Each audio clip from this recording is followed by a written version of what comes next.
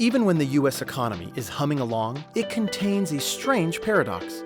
Employers have a hard time finding workers, yet many workers have a hard time finding appropriate employment. This mismatch can be explained, in part at least, by the change in requirements in the labor market. For example, of 100 workers in 1950, only 2 needed a college degree. Today, it's almost 50. In 1950, only 10 needed prior work experience. Today, it is more than 70. As it turns out, many employers have started to demand a college degree, even if the job does not necessarily require one, in order to screen for general work maturity. They just can't seem to find a better indicator for promising employees. That might be fine if most people had a degree and the applicable experience.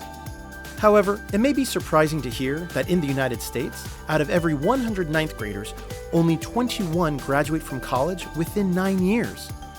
What sounds like an alarming statistic is actually nothing unusual for a healthy economy. College degree rates are similar all around the world. But as long as employers continue to screen applicants for a college degree, they're missing out on the vast majority of our national talent, critical positions go unfilled, and workers can't find good jobs. In addition, even degree holders may find it difficult to enter the workforce as they lack the experience many employers require. So what if there was an alternative path to filling these well-paying jobs? There is. It's called an apprenticeship. Some have come to call it college without debt. It's an ancient educational model still in use in the United States that combines classroom instruction with job training in the workplace. In the US, apprenticeship is actually widespread and very successful in the trades, and in recent years, we have seen it start to spread to other professions as well. Yet, still, apprenticeships currently involve less than 1% of available jobs. What if we could scale this up and offer this education and career pathway to all students? In Switzerland, which has about the same rate of college graduation, 21 out of 100, nearly all the remaining students, 75 out of 100, go through apprenticeship programs. From bank tellers to computer technicians, from nurses to bus drivers, their education exactly matches what the job market needs. Similar numbers exist in other European countries. What would it take for apprenticeship to go mainstream in the US like it has elsewhere? Well, the Swiss start young, typically in the last 2 years of high school, and they don't expect schools to teach work. Apprentices learn academic skills in the academy, but learn job skills on the job. They follow a carefully balanced model that combines 1 to 2 days on campus with 3 to 4 days on the job each week.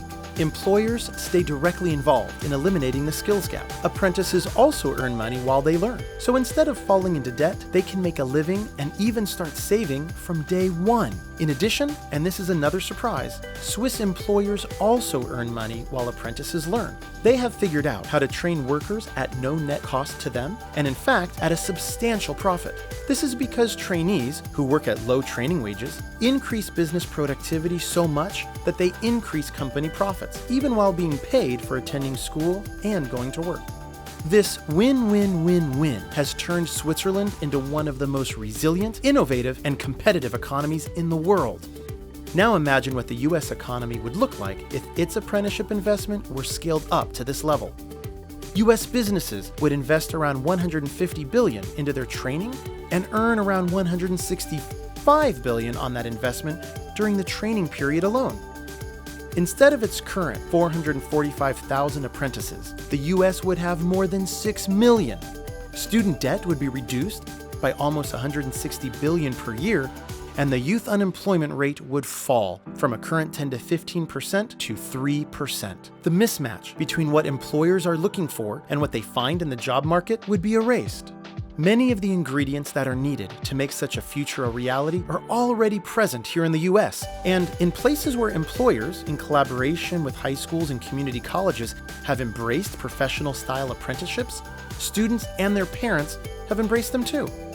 When the idea of college or nothing becomes college without debt, and students develop industry-valued professional skills as part of their education, we begin to solve the strange American paradox of both too many job openings and too many job seekers. And, best of all, we rediscover the depth of our national talents.